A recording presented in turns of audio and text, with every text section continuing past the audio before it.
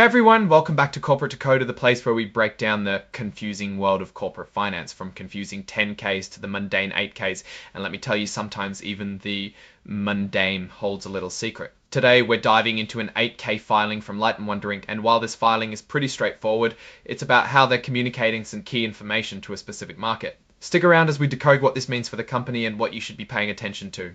So on September 5th of 2025, Light & Wonder Inc., or LNW, as you might see them on the stock market, they actually put out a statement to the Australian Securities Exchange, or the ASX as it's commonly known.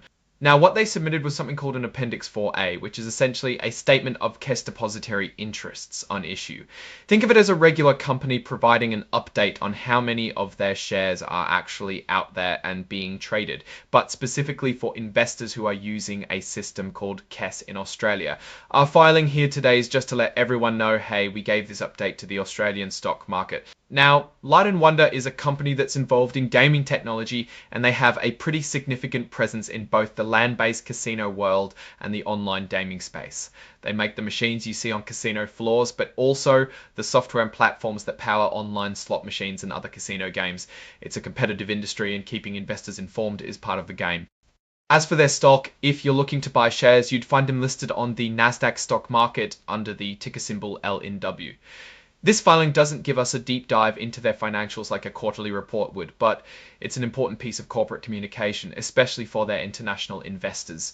This part of the filing, item 7101, is all about Regulation FD disclosure, which is a rule designed to prevent companies from selectively disclosing important information to certain investors.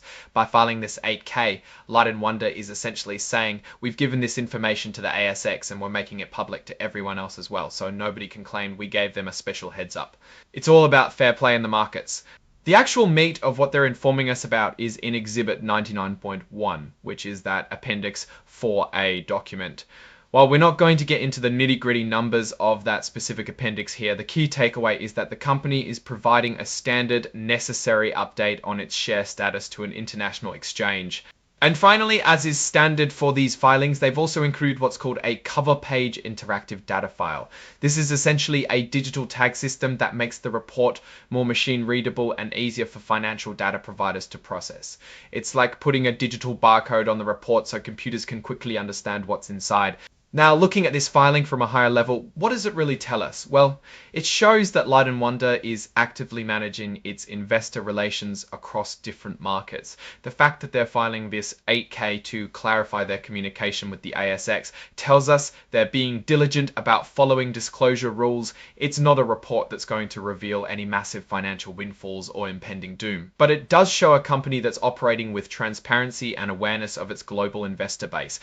The filing itself is dated September 12th, 2025, so it's very recent, reporting on an event from about a week prior. The signature on the document by James Sittel, who holds the title of Executive Vice President, Chief Legal Officer and Corporate Secretary, signifies that this is an officially sanctioned corporate communication. It's a confirmation from someone in a senior legal role that the company is handling its disclosures correctly. In my opinion, this filing is more about process than performance. It's the corporate equivalent of a doctor saying, yes, the patient is still breathing and receiving regular checkups. It reassures us that the company is on top of its reporting obligations in different jurisdictions. For investors, it's a quiet signal that LNW is mindful of its global presence and the need for clear, consistent communication with all its shareholders, wherever they may be. There are no red flags here, but no major insights into their financial health or future prospects either.